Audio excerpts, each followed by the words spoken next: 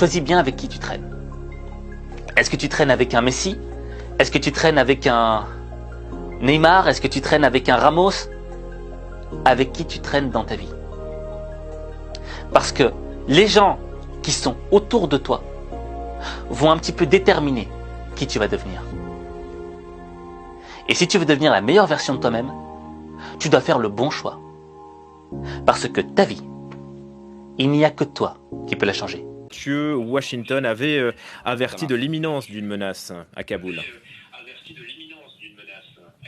Oui, absolument. L'explosion qui a donc frappé l'entrée est de l'aéroport de Kaboul et qui a été décrite avec force de détail à l'instant par notre envoyé spécial Cyril Payen sur notre antenne, confirme effectivement l'inquiétude qui avait été formulée par le Pentagone ces derniers jours, c'est-à-dire la menace d'attaque de type terroriste. Pour l'instant, le Pentagone ne réagit que par des mises en garde, à l'instar de la Maison-Blanche, et informe que toutes les opérations d'évacuation ont été interrompues, le temps sans doute d'un retour au calme sur l'aéroport de Kaboul, un retour au calme tout à fait hypothétique vu le contexte. Aucun commentaire n'a été formulé par les porte-paroles du ministère de la Défense américain quant à l'origine de l'attaque.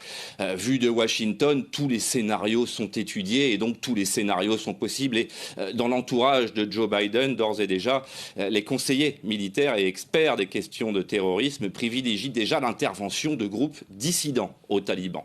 Une analyse tout à fait logique en réalité, puisque le dialogue entre les services de renseignement américains et les leaders talibans n'ont jamais cessé et jusqu'à présent un accord avait été trouvé, on le sait, pour permettre l'évacuation des derniers ressortissants afghans candidats au départ, et ce jusqu'au 31 août, date qui a été confirmée encore ces dernières heures. Ce qui est certain, c'est que la concrétisation de cette menace terroriste va considérablement perturber l'évacuation et place d'ores et déjà l'administration de Joe Biden dans une posture très inconfortable ici à Washington. Le chaos s'ajoute au chaos, me disait à l'instant un élu républicain de la Chambre des représentants qui considère que globalement, et à l'instar du camp républicain, ce départ américain de Kaboul promet de rester dans l'histoire américaine comme l'un des plus grands fiascos militaires et diplomatiques de l'histoire américaine. Mathieu, un responsable américain affirme à Reuters que des militaires figurent parmi les blessés. Ce sont les premières informations qui restent à confirmer. Rappelons qu'il y a encore des milliers de djihadistes à l'aéroport qui sécurisent l'aéroport, 6000 je crois. Oui, effectivement, même si le Pentagone est globalement resté relativement discret sur le volume de soldats qui sont effectivement sur l'aéroport de Kaboul, il faut distinguer les différents contingents américains qui peuvent agir au moment où nous parlons sur cet aéroport de Kaya, Kabul International Airport, qui, rappelons-le, était également le siège de l'ISAF, donc le siège de l'opération de l'OTAN qui a mené cette guerre en Afghanistan depuis les 20 dernières années. Il n'y a pas que des militaires américains sur l'aéroport de Kaboul, des représentants de l'ex-coalition anti-Taliban des 20 dernières années sont également présents, des Britanniques bien entendu, mais également des Français, des Allemands, quiconque a l'intention en réalité d'évacuer les anciens contributeurs à cette coalition internationale en Afghanistan.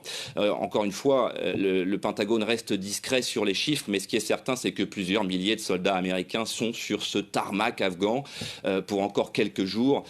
En tout cas, c'était le programme qui avait été entériné par le Pentagone encore ce matin, cette date butoir du 31 août, est une date butoir qui risque d'être effectivement largement contrariée par cet épisode, cette attaque terroriste qui est désormais confirmée par le Pentagone et qui aurait effectivement causé des dégâts non seulement dans la population afghane, mais parmi les soldats de la coalition présents, puisque concrètement la cible était bien l'une des portes de l'aéroport, l'une des portes est de l'aéroport, là où justement ces candidats au départ s'agglutinaient devant les portes et présentaient toutes les pièces qui pourraient justifier leur évacuation à ces soldats de la coalition, des soldats français, américains et britanniques.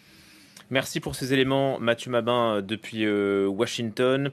À l'instant, une autre information du ministre turc de la Défense qui confirme ce que nous disait Cyril Payen. Il y a eu 2 explosions en dehors de l'aéroport de Kaboul. Cyril Payen, notre envoyé spécial, nous parlait d'une vingtaine de blessés. Il y aurait donc également des militaires américains qui figurent parmi ces blessés après l'explosion précédente près de l'aéroport de Kaboul.